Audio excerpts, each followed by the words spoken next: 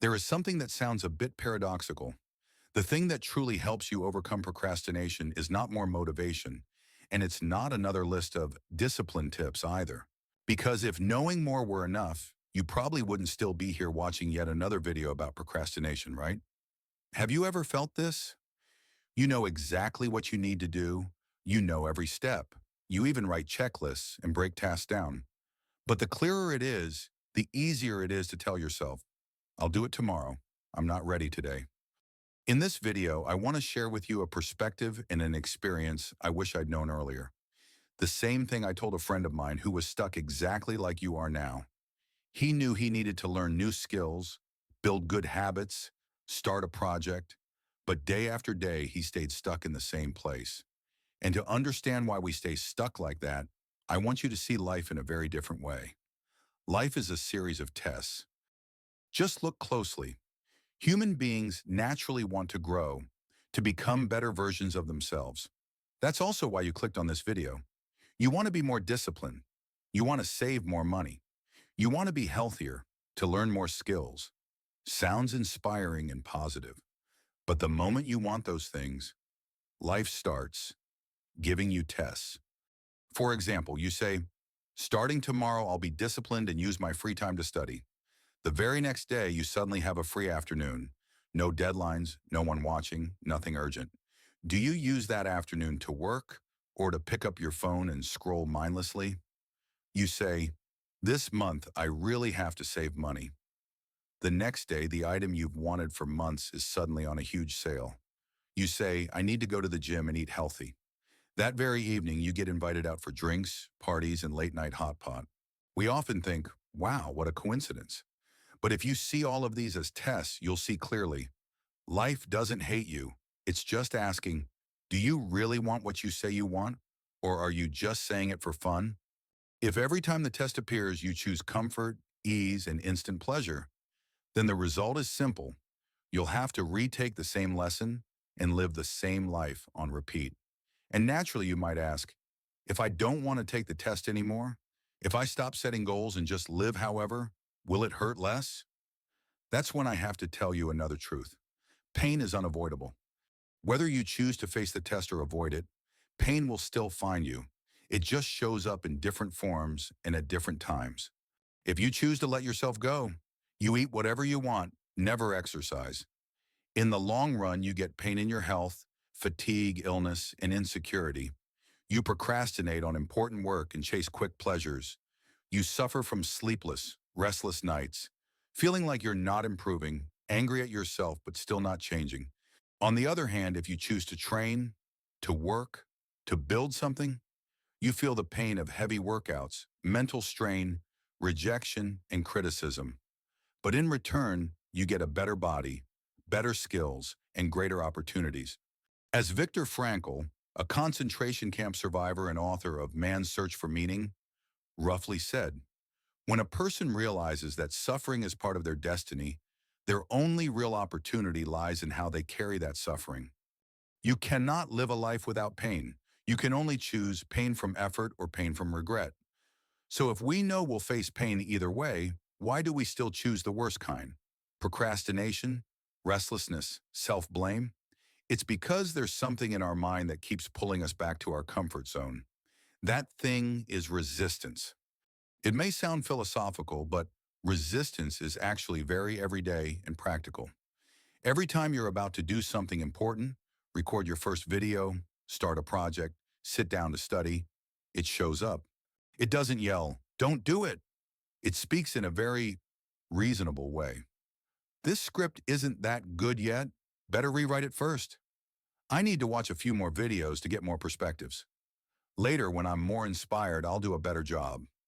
I don't know enough yet. What if I mess it up now? See? It sounds intelligent, like you're just being careful and thoughtful. But the final result is, you still don't do anything. The strange thing is, the more important something is to you, the more it could change your life, the stronger resistance becomes.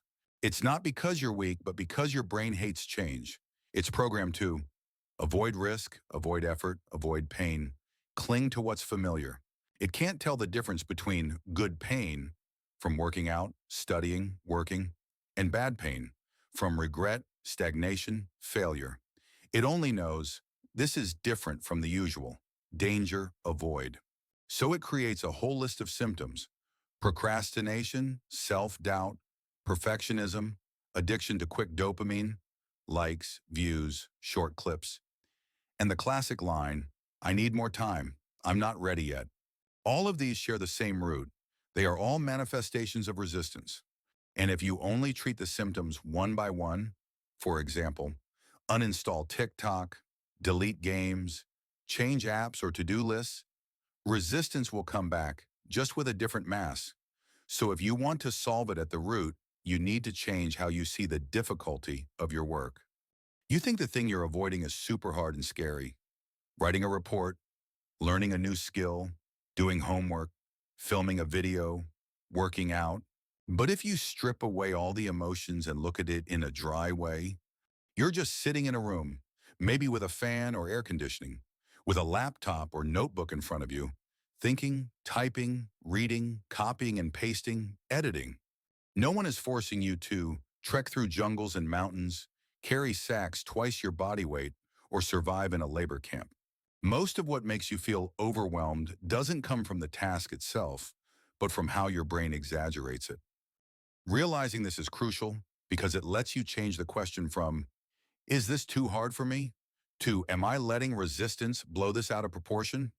When you accept, "Actually, I just need to sit down and do the first 5 minutes," the next question becomes, specifically, what should I do with this resistance? Before you dream about iron discipline, do this very small exercise. Tonight, sit down and ask yourself, when was the last time I clearly knew what I needed to do, but still didn't do it? Write it down as detailed as possible. What day and what time was it? Where were you? What were you planning to do? What did you do instead to avoid it? Scrolling, snacking, chatting, sleeping. And most importantly, what sentence did your mind use to give you permission to procrastinate? Then label it, this is the instant gratification type of resistance. This is the need more information type. This is perfectionism. This is self-doubt. The more specific you are, the easier it will be to catch it next time. Next time when you sit down and your brain whispers, let's check messages first, you can work later, you'll instantly recognize, oh, this is a resistance in its usual form. Once you see it, the next step is to respond differently. Not to give in to it, but to choose an action so small that it has no excuse to fight back. Instead of forcing yourself to transform in one day, set a very simple rule. Every time I catch resistance, I won't argue with it. I'll just do the task for 5 minutes. Just 5 minutes, but no phone, no extra tabs, no pressure to do it perfectly or brilliantly. For example, write the introduction of your report for 5 minutes. Read a chapter of a book for 5 minutes. Edit a short part of a video for 5 minutes. Practice a small skill for 5 minutes. 5 minutes is short enough that your brain doesn't see it as dangerous, but long enough to get you past the hardest gate, the gate of starting. Many times you'll find yourself going beyond 5 minutes without forcing it. But even if you stop exactly at 5 minutes, you've still won a round against resistance. And if you win one small round each day, over time you'll build a new identity. I am someone who can start even when I'm not inspired.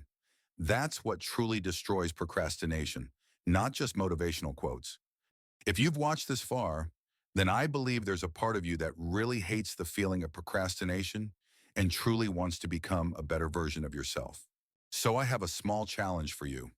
Don't close this video and jump to another clip. As soon as this video ends, pick one task you've been avoiding for a long time and apply the 5-minute rule. Just 5 minutes. No need to be amazing, perfect, or reborn. Just sit down and start. And if you want more videos like this to pull you back on track whenever procrastination drags you away, hit subscribe and leave a comment. I choose the pain of progress, not the pain of regret. I'll read them all, and I'll know you're one of those who truly want to change, not just watch videos for fun.